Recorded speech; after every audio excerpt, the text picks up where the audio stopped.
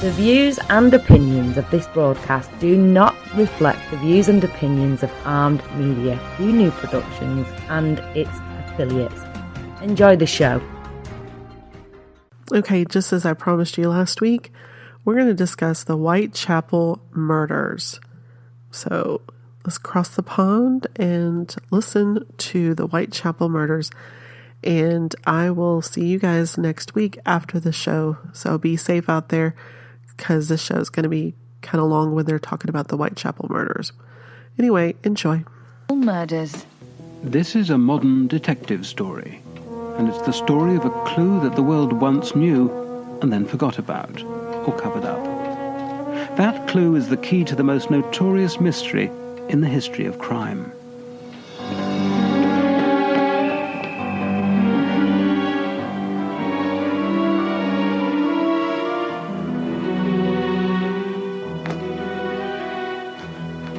For more than 30 years it lay neglected, a dusty sheet of paper buried in an old bookshop.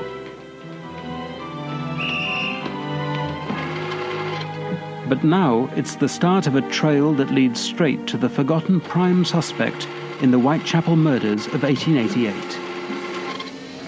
Well, it seemed inconceivable to us that he could be missed by everybody, every researcher, every author, since any book's been written on the subject, but that's exactly what happened.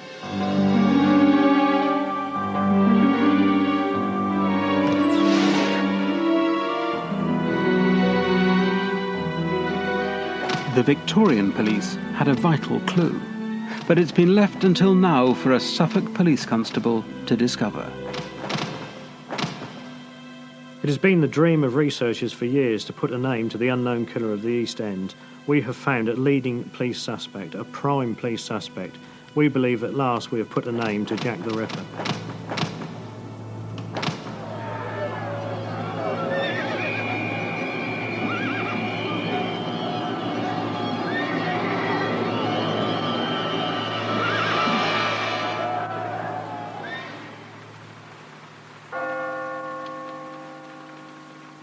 The story of Jack the Ripper, top attraction at the London dungeon, has always been the stuff of melodrama. Shrouded in fog and folklore, the Ripper story is infested with bogus theories and suspects. Elizabeth Brayton, who lives in a room above Kelly's, hears a faint cry.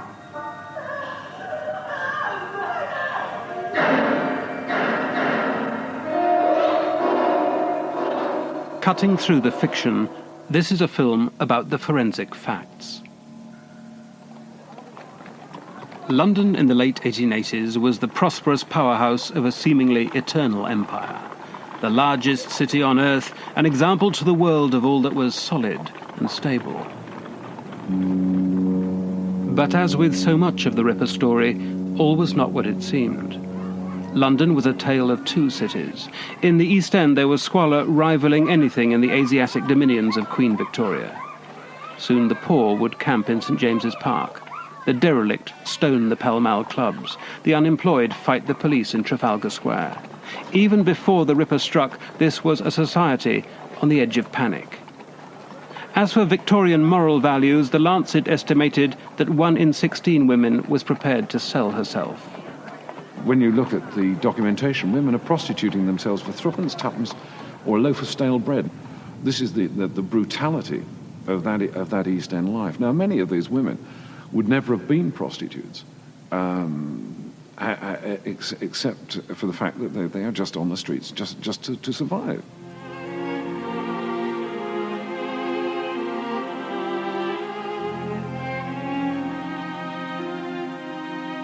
In the richest city in the world, Whitechapel families slept 7 to a room.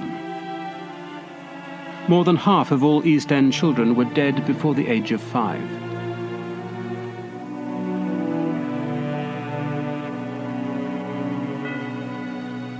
Some families prayed that their children would reach their teenage years so that they could command the highest prices from their clients before alcohol or venereal disease reduced their earning power.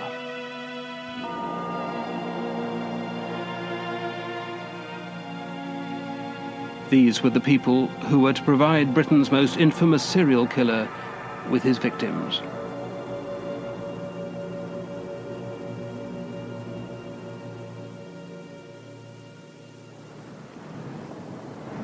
So the East End was just full of these little alleys, little pockets. Oh, yeah, yes, a maze of cobbled alleyways. On each side, one-storied, leprous-coloured cottages, open middens.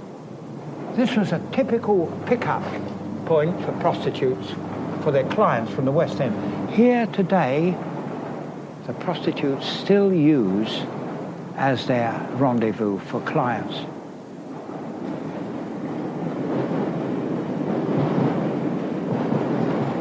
This was an area of a concentration of the unemployed, the unemployable, the feckless, the transient. This particular area summarised that title, The City of Dreadful Night. And there was fear amongst the ruling classes that the workers were ready to rebel.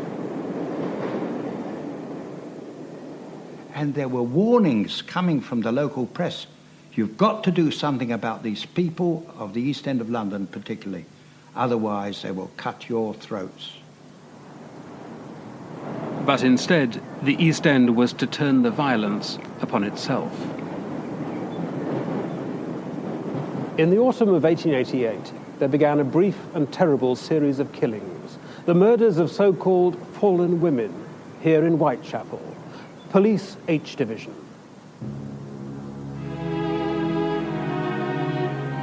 It was close to the Whitechapel Road, the main artery of H Division, that the first victim was last seen alive in the small hours of August the 31st, 1888.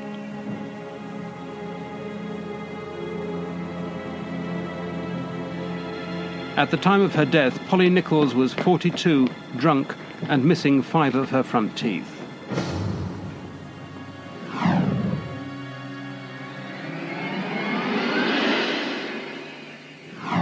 But what shocked the police was the damage her body had suffered after death.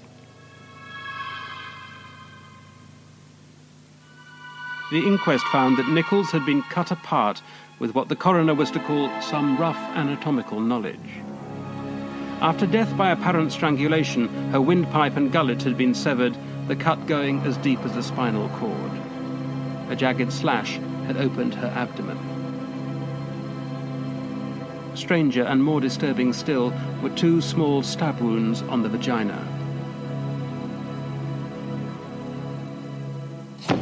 Nichols was one of the first ever murder victims to be photographed.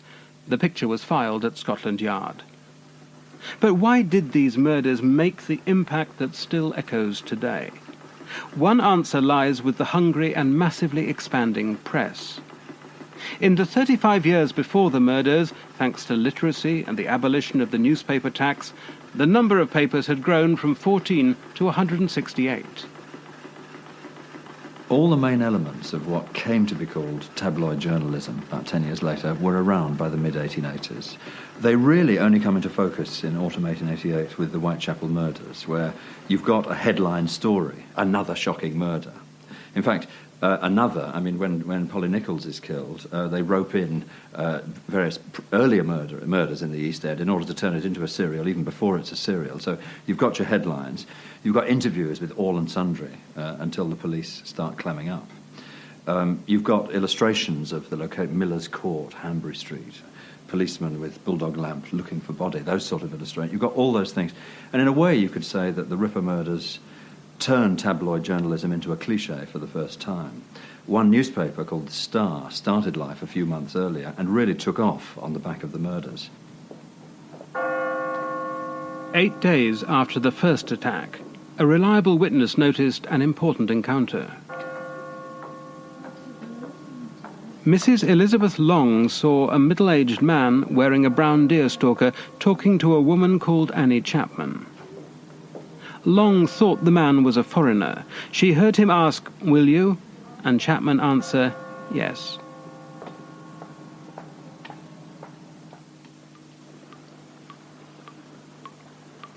Half an hour later, and half a mile from the scene of the first murder, Chapman's body was found. Mrs. Long managed to identify it as the woman she'd seen. Her intestines had been partly detached and placed over her shoulder. Part of the bladder had been removed. Now, the problem with the Ripper story is that you've got drama without an actor. You've got sensationalism, but You're not allowed to say anything about the post-mortem after the first murder. So all sorts of strange phenomena begin to happen to make a story out of it.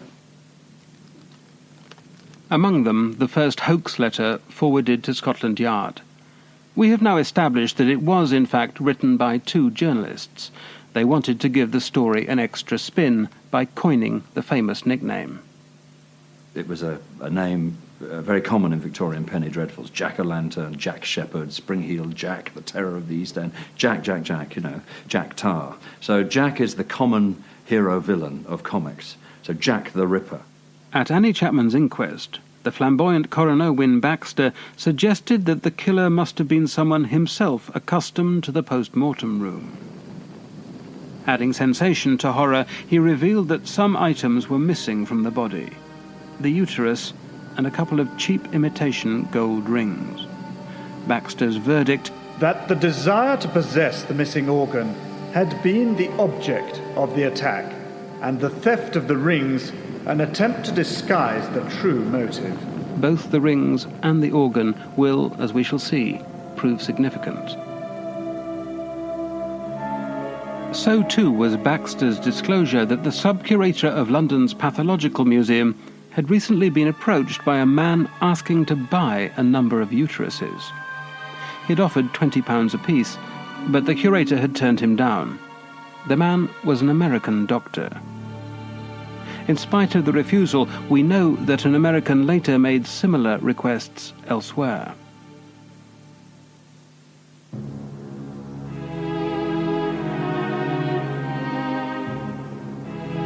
After 3 weeks of fearful calm in the East End, the Ripper struck again. And, it seems, struck twice in a single night. Hey, let it be. Would you like to have fun? Fun. Would you like to have fun? I'm a good brother. Not to let it be.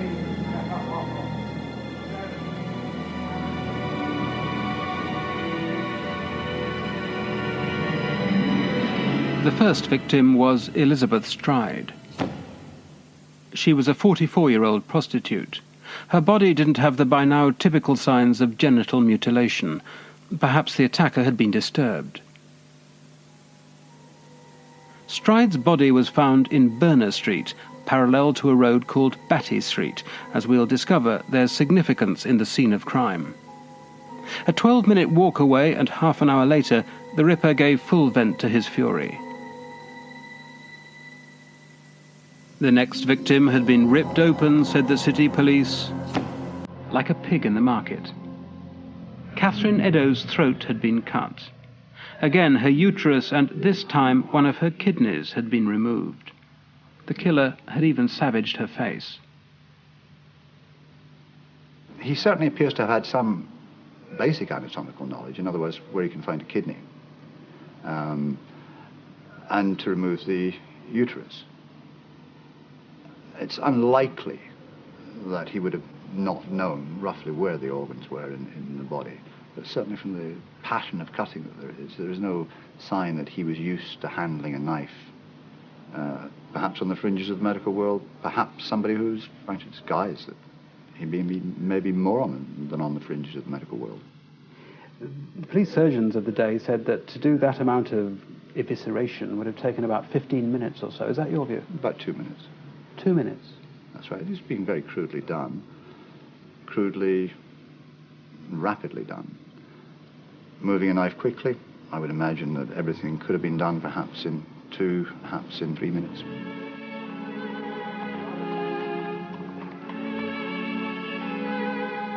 At last, the police found a clue.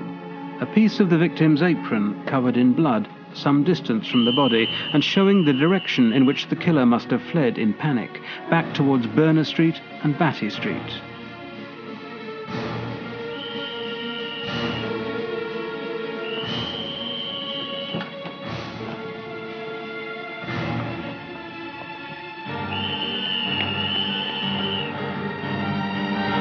He's showing signs of what we would term increasing disorganization as time goes on. He takes a lot of risks. a heavily populated area of London, gives himself very little time, high risk of capture, or certainly being identified. The search intensified. 2,000 people were interviewed, 80 suspects arrested. But the serial killer is a loner. He has no associates to inform on him, and the dragnet revealed nothing. There were 8,000 bobbies on the beat, but a mere handful of CID to direct them. In more ways than one, as an increasingly critical press implied, the police were working in the dark.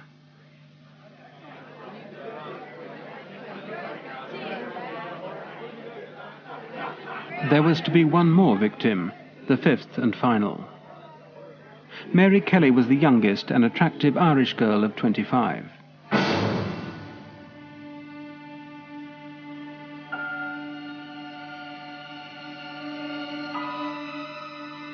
She was single and 3 months behind with her rent.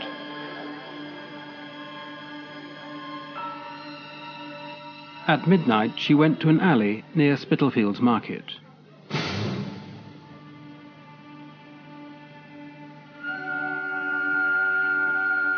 Witnesses had seen her with 2 different men during the night. A neighbour heard her singing, "Only a violet I plucked from my mother's grave."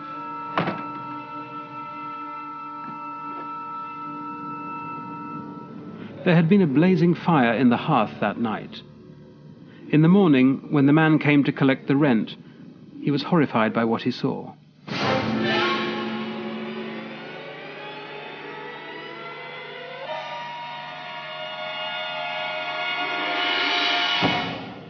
The bedroom was a slaughterhouse. Kelly had been disemboweled, the remains scattered over her bed and piled on a side table. In the hope that the retina would retain her killer's image, the police even took photographs of Mary Kelly's eyes. But as secret history has discovered, one senior policeman was unwittingly on a more promising tack. As head of a secret department at Scotland Yard, his job was to shadow Irish terrorists. Himself almost the victim of a bomb attack, it was his love of music that was to save his life and leave us the vital clue to the East End murders.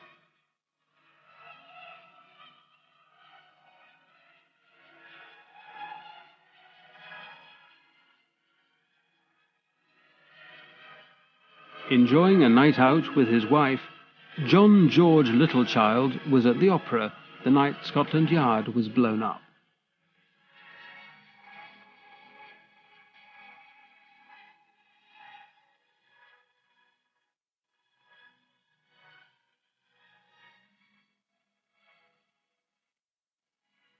The Irish Special Branch Littlechild headed was hunting the IRA of the time, Irish-American Fenians.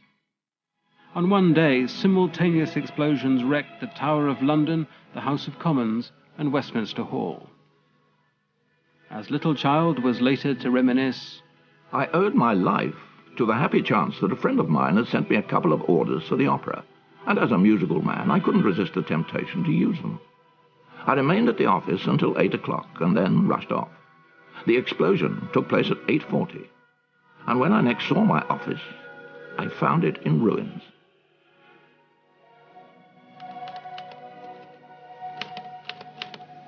Littlechild's survival was doubly fortunate, because it's Littlechild who has left us the clue to a hitherto unknown prime suspect.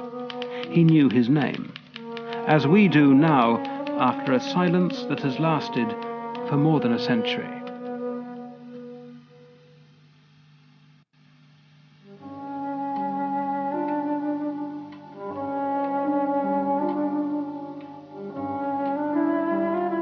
After a lifetime devoted to his bookshop in Richmond, the owner had decided to retire. While he was tidying up, Eric Barton came across a dusty old bundle of letters relating to the Whitechapel horrors.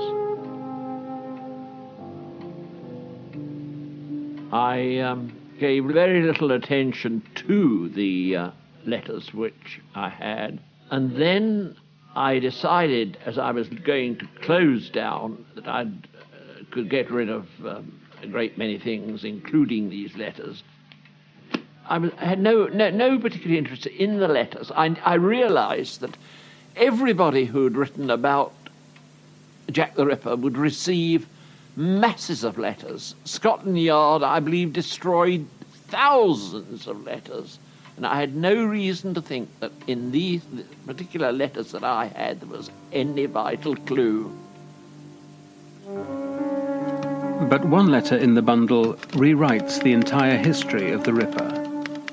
Written by a little child of the Special Branch and missing for 80 years, it's a piece of the jigsaw that at last makes sense of what's been till now a jumble of seemingly unrelated facts. For the first time, Little Child gives us the name of Scotland Yard's prime suspect for the Ripper murders. Dr. D, but amongst the suspects, and to my mind, a very likely one, he was an American quack named Tumblety, and was at one time a frequent visitor to London, and on these occasions constantly brought under the notice of police, there being a large dossier concerning him at Scotland Yard. But his feelings towards women were remarkable and bitter in the extreme, a fact on record. He shortly left Boulogne and was never heard of afterwards. Faithfully yours, J.G. Littlechild. The man who was to buy the Littlechild letter was also a policeman. Stuart Evans is a constable in the Suffolk force. He's been a keen collector of Ripper material since the age of 16. You received that? I take it you want scenes of crime, over? Evans went home to sort through Eric Barton's material for anything that would add to his own collection. But nothing prepared him for what he was to find in the Littlechild letter. I was absolutely amazed to see a name in Littlechild's letter that I'd never seen before. Having researched the subject, read all the books for nearly 30 years, I couldn't believe I was reading the name of what was obviously a prime police suspect that nobody had ever heard of before. But who was he? And why did the Yard have Tumblety in their sights? This man was an Irish-American and had very, very strong Irish leanings. He travelled frequently to London, about twice a year. And I'm sure Littlechild, as head of the Special Branch, of course watching all Fenian activities in the capital, would certainly be aware of his movements, and he would be a known Fenian sympathiser. So this would explain how Littlechild probably knew a lot about him. Littlecild's letter was written 25 years after the murders in reply to a journalist called George Sims. Sims was a veteran of the Ripper story. He'd covered the case and become such a familiar face in Whitechapel that he had himself even been suspected of being the killer. The whole of Ripper history is full of forgery and fraud.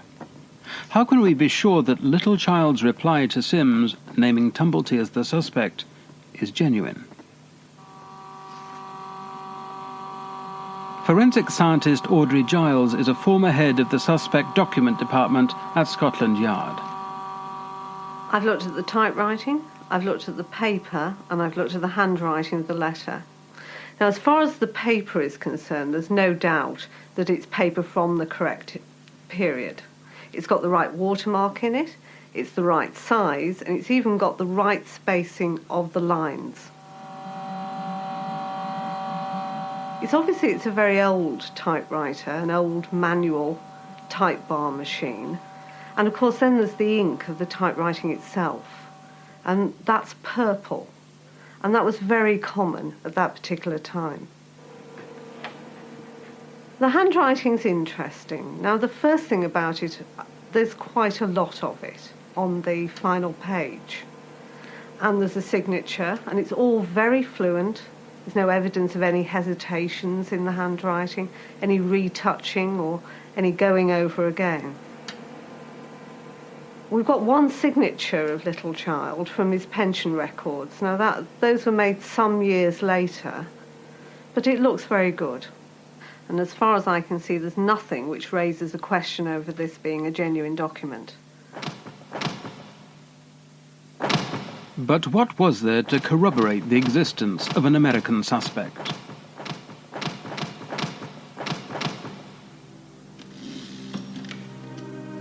Evans found a reference in the Pall Mall Gazette to a Scotland Yard detective called Andrews. Andrews, one of the main detectives on the case, had been sent to New York.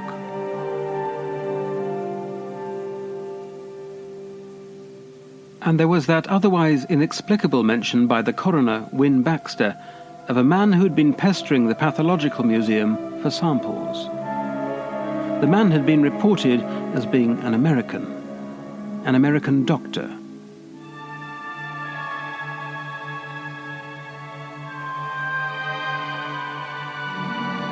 And Evans discovered that Sims, too, had learnt of an American doctor identified as the killer. I bought an old scrapbook of cuttings, and in it was a cutting dated 1911, and it was an article by Sims about Jack the Ripper.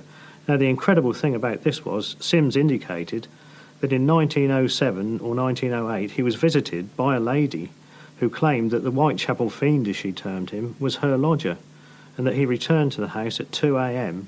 on the night of the double murder. Moreover, this man was an American doctor.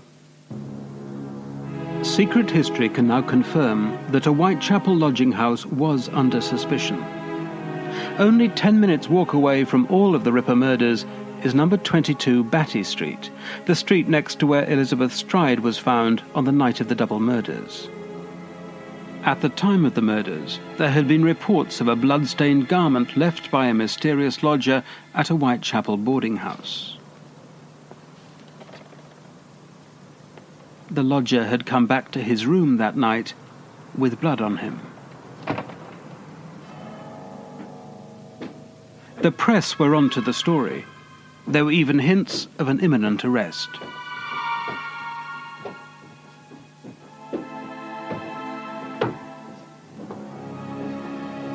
Here was a story that had appeared in all the national newspapers, or virtually all the national newspapers, even the provincial ones, such as our local paper.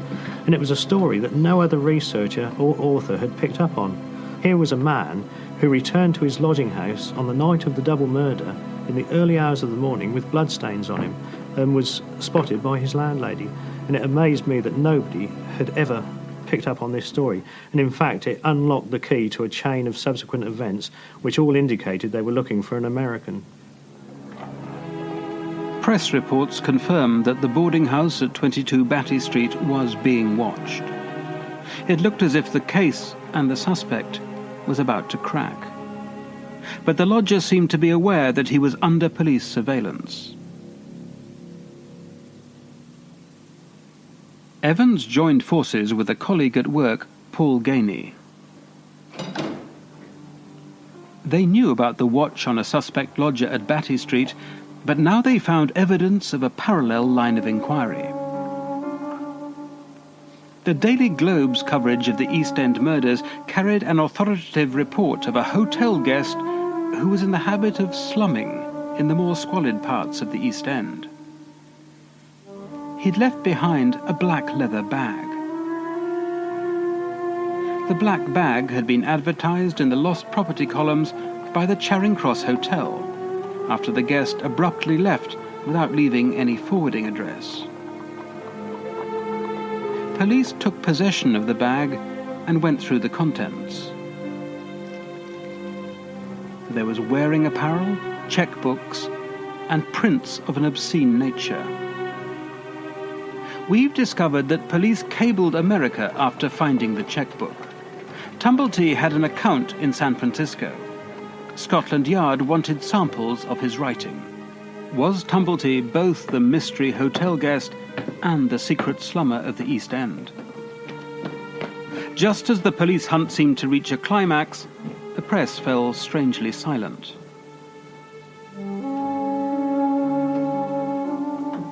There are no further references to the Batty Street lead. Instead, a series of police denials of any development at all, at least in the British press.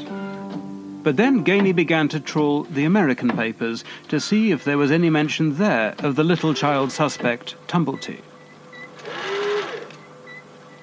I thought we were going to have to comb through tons and tons of newspapers to find just a small reference or a small mention of his name.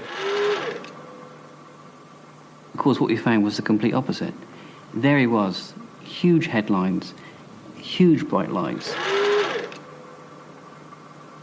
He was enormous in the American press. He was on every page.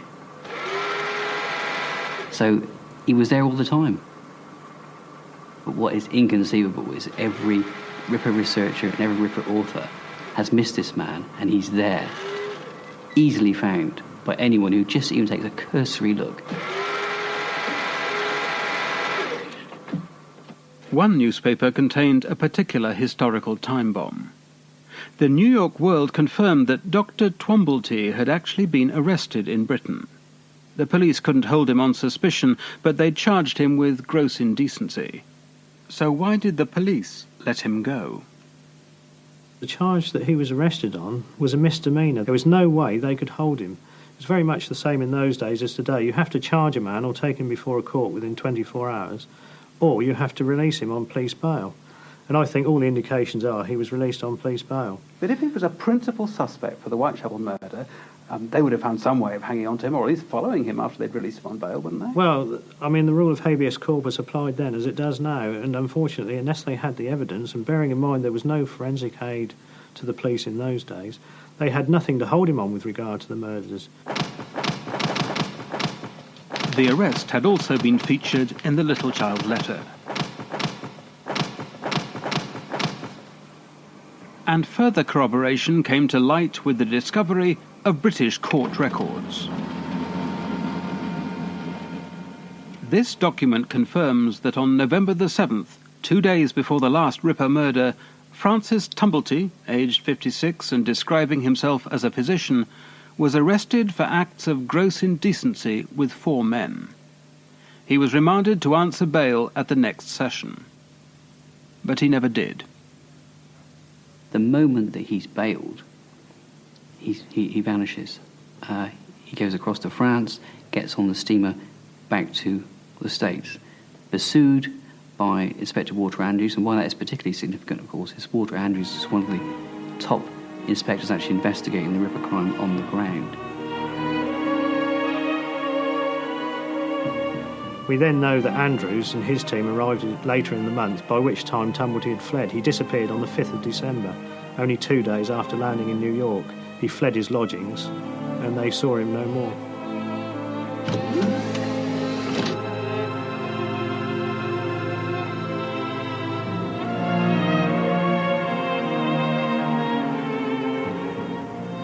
Secret history followed Inspector Andrews' ill-fated quest across the Atlantic. Scotland Yard had lost the trail, but the American press was to pick it up. What did they discover about Francis Tumblety?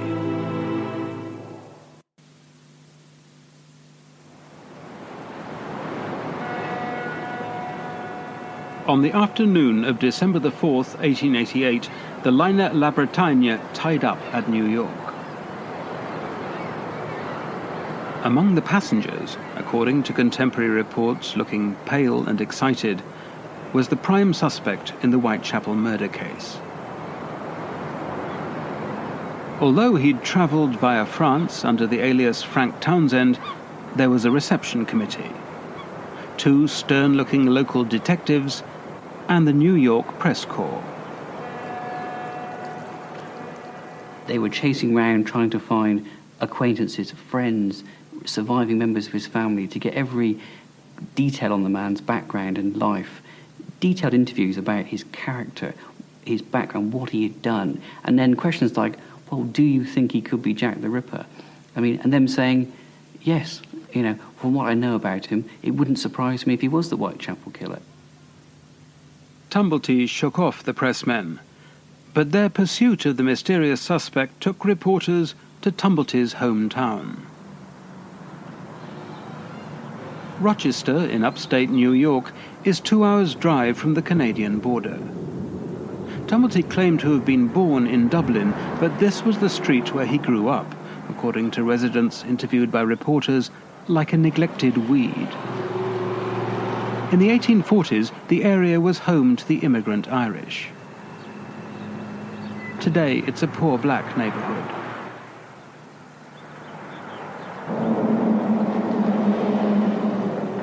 Rochester in those days was a rugged pioneer township. A new canal, nicknamed Clinton's Ditch after the then governor of New York State, had opened up America's northeast frontier. In the 1850s, the canal bustled with traffic, and there was brisk business on the towpath. According to a Captain W.C. Streeter interviewed by the New York World, the young Tumblety earned his first dollar peddling pornography to the boatmen.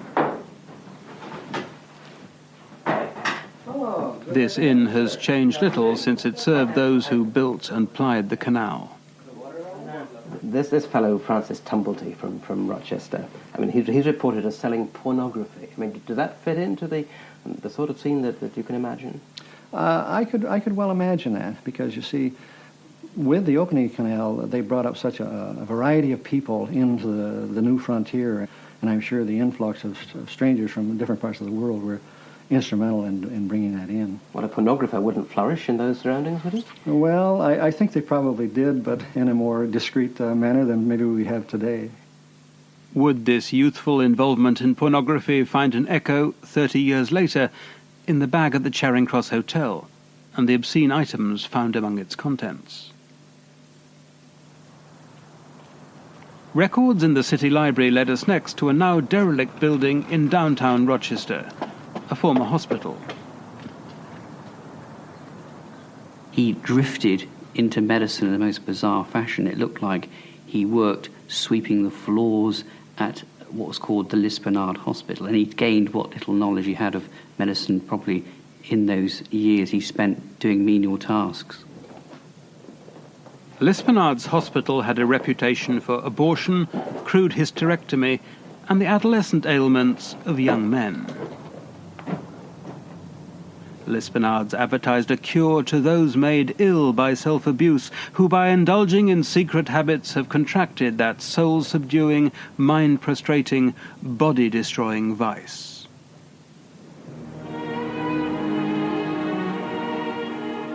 But of what happened next, there's barely a clue.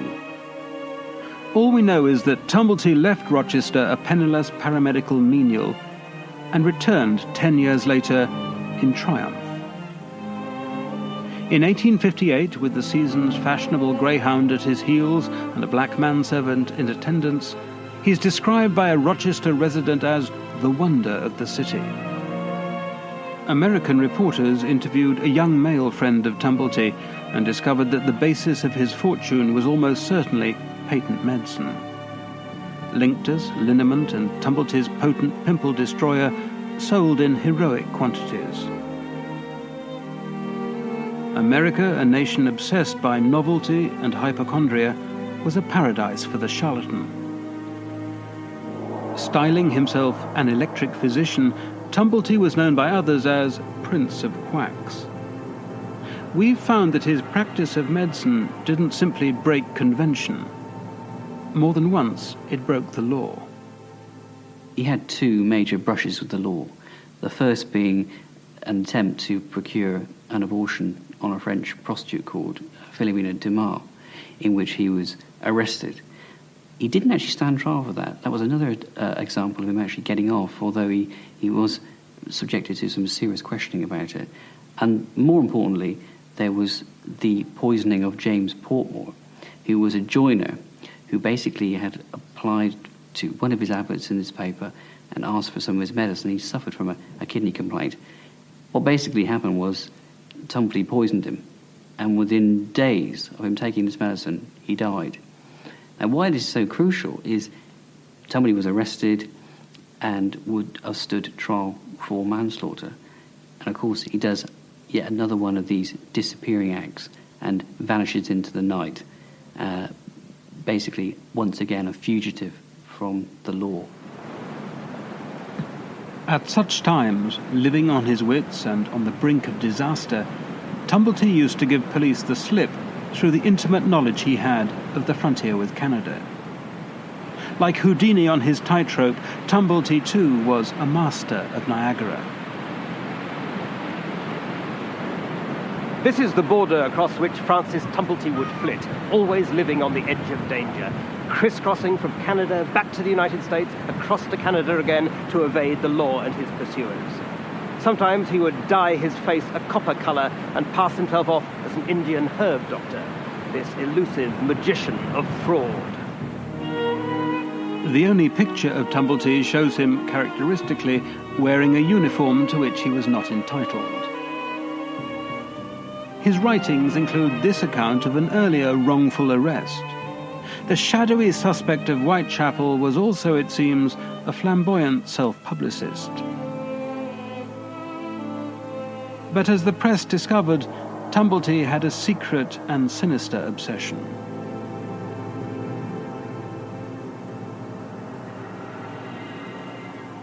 A reporter from the New York World went to interview a Colonel Dunham, a lawyer who'd known the doctor in Washington.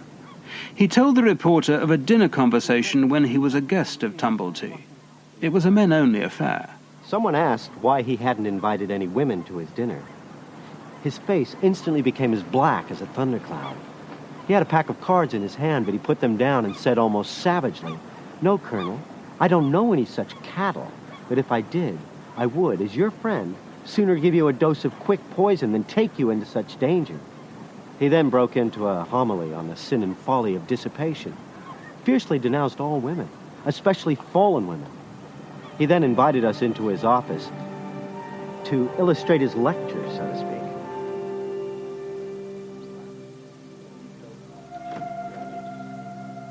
One side of this room was entirely occupied with cases.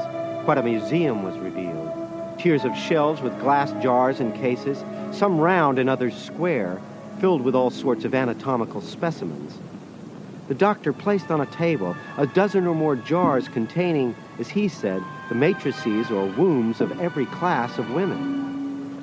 Nearly half of one of these cases was occupied exclusively with these specimens. Some people keep trophies, some killers keep trophies. The trophies could include eyes, pieces of skin, organs, including the genital organs.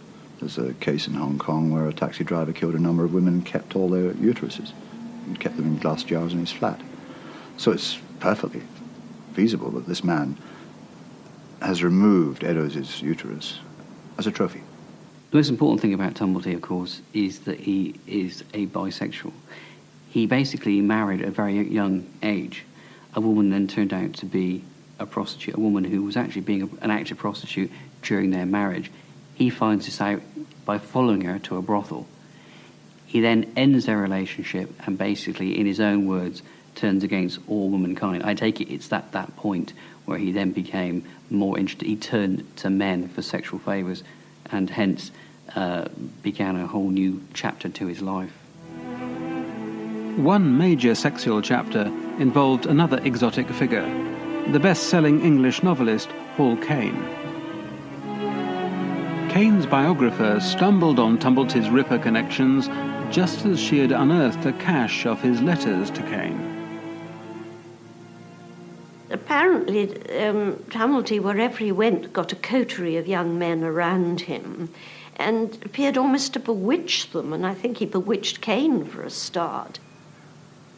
Their relationship was certainly close. It gives the impression of being close and passionate at one stage. And the final letters that Tumblety wrote from America are fairly explicit. They can only be interpreted one way. But the impression was of a common man and of somebody very smooth, friendly and affectionate on the surface, and then just every so often there's something that's quite vicious or peremptory demands for money to be telegraphed to him and things like this, so that you could see that there was something rather nasty underneath. More typical than such great romances were Tumblety's casual pickups, cruising the streets of whatever city he was passing through. Sexually, Tumblety was no lady killer. Psychologically, would a homosexual have committed a series of apparent sex murders? There's nothing in terms of the evidence available at that time which show without a doubt that these were committed by somebody in a state of sexual arousal, say. There weren't actually objects inserted into the body. There was no evidence of semen at the scene of the crime. There is no evidence that shows definitively that this was committed due to sexual sadism. But isn't it a simplistic suggestion that Tumblety turned his rage on the female sex out of mere resentment of his wife's infidelity? A number of patients of mine who I've had under my care have actually believed that their wives have been unfaithful to them, or indeed have been prostitutes, and have attacked them on that basis of what actually is a false and delusional belief. Now, if one wishes to speculate down in the hypothesis that he was psychotic, it is possible that his illness started with a delusional belief of infidelity in his wife, and progressed further to a hatred involving all women as being unfaithful and betrayers of men who had to be punished. As a Victorian serial killer, Tumblety's personality profile fits the expert opinion of those who study his modern counterparts. But what of the facts? We now know that Tumblety had a criminal record, and there's evidence that as a quack he had killed before. Unlike some other suspects, at least Tumblety was in London when all the attacks happened, and they stopped when he left. One of his indecency offences was committed on the day of the first murder. Other offences were all on the same days of the week as the other murders. We know the police were watching Batty Street and looking for an American doctor who went slumming in the East End. And we know that an American disappeared from the Batty Street lodgings after the discovery of a blood-stained shirt by his landlady on the night of the double murder. Further grounds for suspicion was Tumblety's pathological hatred of women. His early life as a canal-side pornographer fits the obscene pictures found in the abandoned bag. All the murders except one targeted the womb. Coroner Baxter had reported an American who was trying to buy uteruses, and Tumblety did have a collection of his own. I think the accumulation of circumstantial evidence is beyond coincidence, and I feel fairly satisfied myself that we've found the man, we found Jack the Ripper. But in fact, of course, as a policeman, I must say honestly that there wouldn't be enough to get him to a court of law and convict him of murder. But surely there'd have been enough for the police to hold him and get a confession out of the man, almost the only way to get a Victorian conviction. Tantalizingly, Littlechild hints at the existence of a thick police file on the American suspect. But for reasons we can only guess at, the large dossier on Tumblety he refers to has gone missing from Scotland Yard.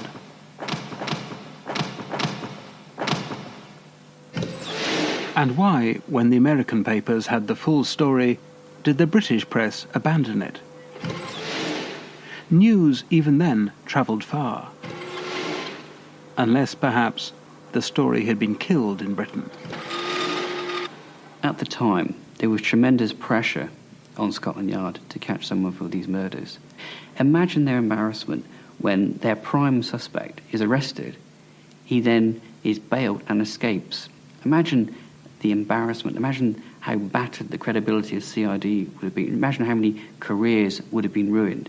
Now, what better way to avoid all of that embarrassment than just to forget the thing ever happened, to just let it go away, not to mention it, so it just slips away unnoticed, and that's exactly what happened. And let's be honest about it, if it wasn't for John Littlechild, it would still be unknown today. Francis Tumblety is buried in a family plot in the graveyard at Rochester, New York, among the American Irish. Typically for such an elusive figure, his name is carved in one of its many various spellings, Tamuelty. And there's one last clue from beyond the grave. When he died, The nuns who were cared for him in the final days at the St. John's Hospital in St. Louis made a personal inventory of the things actually on his body. And it included the things you'd expect from a flamboyant dresser: diamond cluster rings, gold pocket watch, several expensive pieces of jewellery. And then the final thing on the list, 2 imitation gold rings, value $3, identical to the 2 that were wrenched from Annie Chapman's fingers during the Whitechapel murders of 1888. The question, of course, are they the same rings? Very difficult to say, but is it possible that he carried these trophies with him for the rest of his life?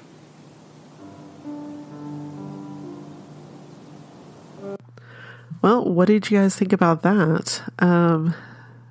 Who was Jack the Ripper?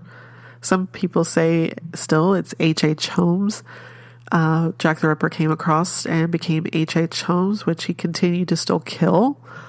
He just killed in Chicago as opposed to London. And I have been through Whitechapel. There are Jack the Ripper tours in Whitechapel. And of course, they also have Fleet Street, which, if you've ever seen the opera, Sweeney Todd, the demon barber of Fleet Street.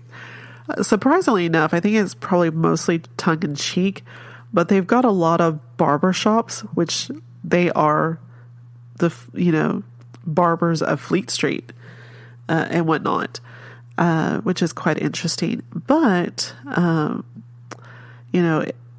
it's quite gruesome that these people, dismembered others and kept them as trophies, which is pretty much what a psychopath would do. And,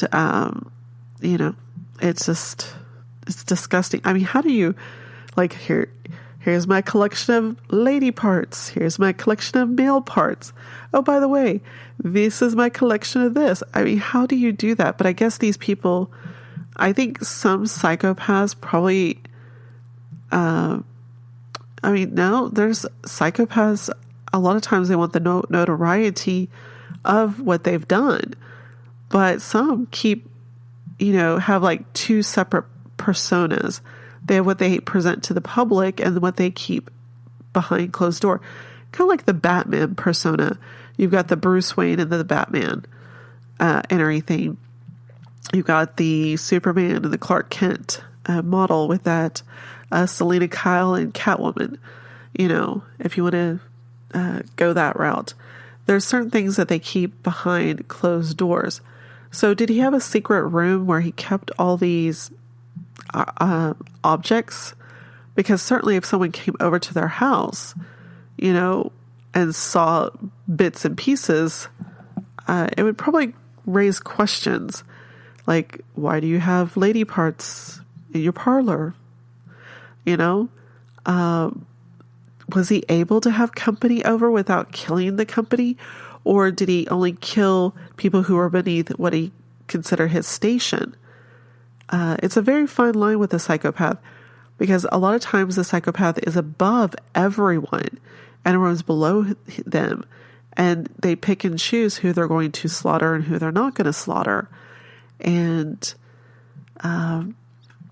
it's quite interesting how they are able to determine who they're willing to kill and who they're not willing to kill.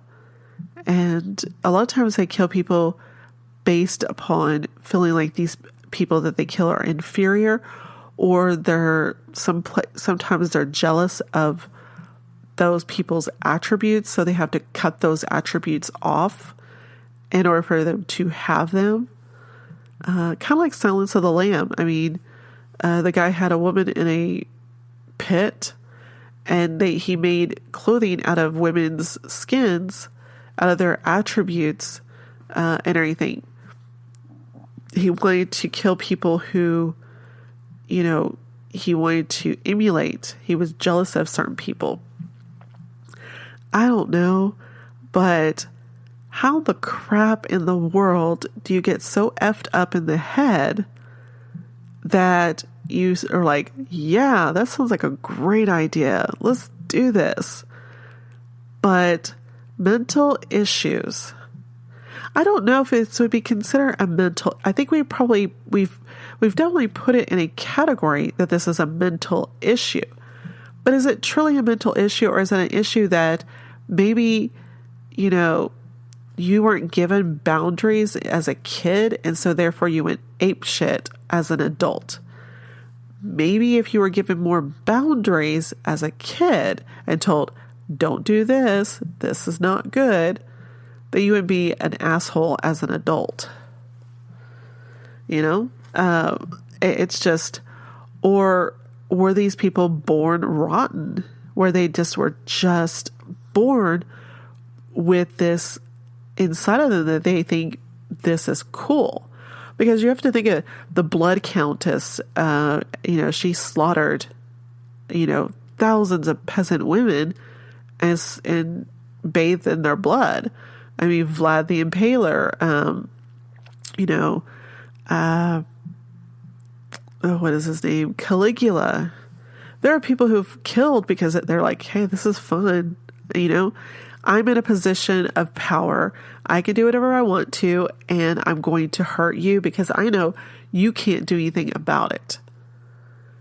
And I think if people realize that they had more power, that if the citizens knew that they had more power than Caligula and they could have overthrown him, because he's only as good as him having a staff that is willing to follow his orders. If they weren't willing to follow his orders, then they would have overpowered him, and he would have been like a little whiny little girl, if you will. But, governments and dictators and all these people are only as powerful as the people allow them to be. Now, granted, if we were to, let's go down the rabbit hole a little bit. If we, as the citizens of the United States of America, said, hey, we no longer want a president, we want Scooby-Doo to be our leader of the government and everything. And Scooby-Doo got a bunch of people together. And they're like, we're going to go storm the White House and put Scooby-Doo in the office. Well, let's just say, what is it? A cartoon character is the president of the United States, and everything. And we're like, we want to put Scooby-Doo in the office and everything. Well, the cartoon, we'll call him Chester Cheetah. Okay, because that's the only thing. I just saw a commercial for Cheetos. But let's say, what is it? How about, maybe not Chester Cheetah, because that makes me want to have Cheetos. But, because we're running out of time here.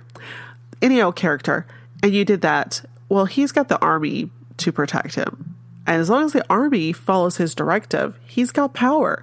But if they all of a sudden were like, dude, I'm not going to listen to you, he would have no power at all. You're only as strong as what people are willing to do for you. If everyone just turned their backs and were like, dude, I'm not doing this, you would have no power.